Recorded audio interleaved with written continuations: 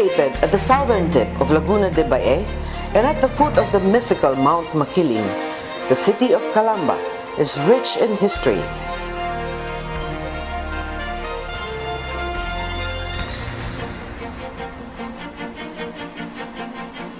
and natural beauty. Bound on the east by Laguna de Bae, Calamba has easy access to a rich source of fresh water produce and a vast agricultural area devoted to the planting of rice and diversified crops such as vegetables, fruits, root crops, coffee, coconut, and sugarcane. About an hour's ride from Metro Manila, Calamba is also a popular tourist destination with its more than 600 hot spring resorts as main attraction, earning its name as the resort capital of the Philippines. Calamba was designated as the regional center of Calabar Zone in October 2003. Today, it is an important modern industrial center with a large number of industrial parks and commercial establishments located in and around the city, including an SM Mall, SM City, Calamba. While it continues its journey to progress, Calamba retains its special place in Philippine history as the birthplace of our national hero, Dr. Jose Rizal.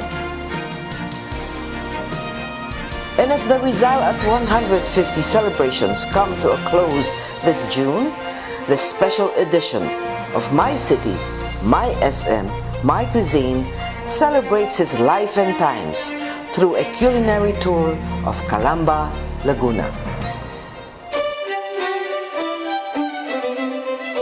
My City, My SM, My Cuisine.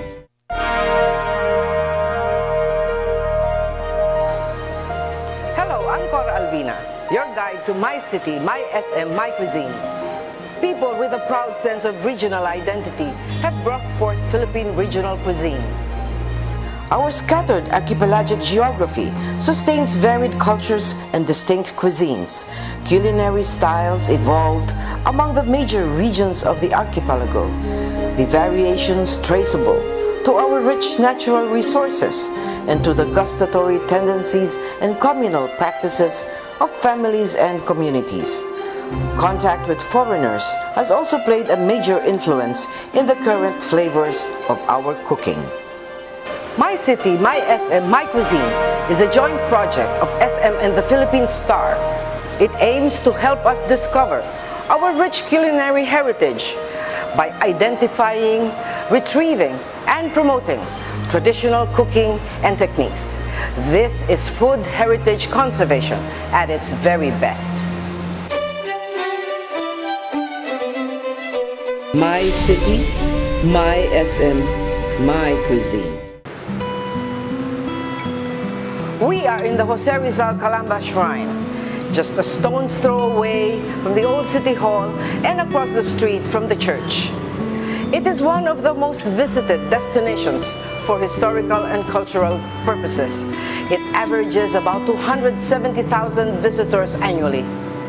The shrine is a replica of the original ancestral Spanish colonial-style house where Rizal was born on June 19, 1861. The old house was destroyed during World War II, and President Quirino, after the war, ordered its reconstruction in 1949 through the supervision of national artist, architect Juan Nakpil. Inaugurated in 1950, the Rizal Shrine is today maintained by the National Historical Commission and houses furniture and kitchenware of the colonial era, as well as some Rizal memorabilia and reproductions of his written works and drawings. This special edition of My City, My SM, My Cuisine will try to take us back to the time of Rizal. And we are honored and privileged that the National Historical Commission has allowed us to film in this shrine. And We are also privileged and delighted that some of the Rizal descendants and relatives will be with us in this very special edition when they share with us the food of Rizal's time and Rizal's family. We will see all of this when My SM, My City, My Cuisine returns. My City, My SM, My Cuisine. Legend has it that the name Calamba came from a lost in translation encounter between two lost soldiers and a young lady carrying a jar of water and a wooden stove. She answered Calabanga, meaning stove or kalan, and water jar or banga, thinking that they were asking what she was carrying. They, of course, thought that that was the name of the place they were in. The legend is immortalized in a large concrete jar erected in the city plaza that is considered the world's biggest clay pot.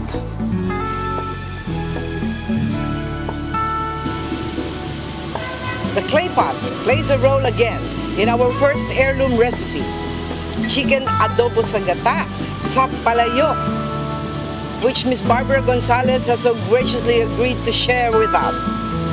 Miss Barbara Gonzalez is a top-notch executive and a prize-winning author. She won the National Book Award in 1992 and continues to write her column, Second Wind, for the Philippine Star. She is now in the jewelry business with her cousin Mia Faustman, developing a line of women of Rizal jewelry. She would have made her illustrious ancestor proud were he with us today. Greetings. Yes. And how are you related to this illustrious ancestor? I am the great-granddaughter of his sister Maria. I see. And maybe he would be proud of my cooking? Yes, apart from everything else. And thank you for sharing this with us. Well, what do we do next? Well, this is a recipe I serve to my guests who visit me in Calamba. Okay. No? And so it's a kind of native. And you begin with marinating chicken with vinegar, salt, and pepper, and garlic. And you marinate this actually at most 3 days before. Oh my goodness. If you think about it. But if you don't, you can marinate it kahit na gaano. And then you put the whole thing into the pot. Can you, yes, hello? Yes. Wait, maybe we will spill it, you know. No, we won't. You know, the thing to do here, after you put everything with the suka, it's just suka, bawang, asin, and paminta, is to make sure it boils and not to stir it. Not to stir it? No, you don't stir it and you don't cover it. No stirring, no covering? No covering, because this is vinegar. When you cook with suka, you cannot cover.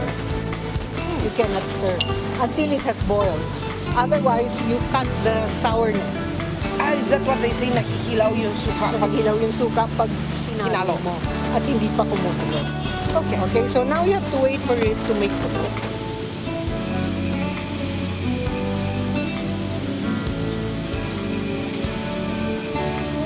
I can already smell it, but tell me, why do you use a palayok instead of the usual cooking vessel?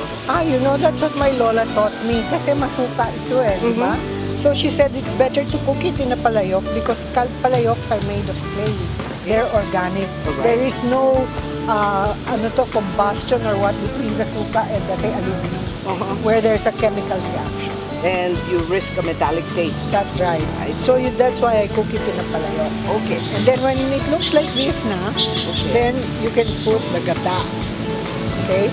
Of course, because I'm cooking now, I use canned gata. It's easier. Alright.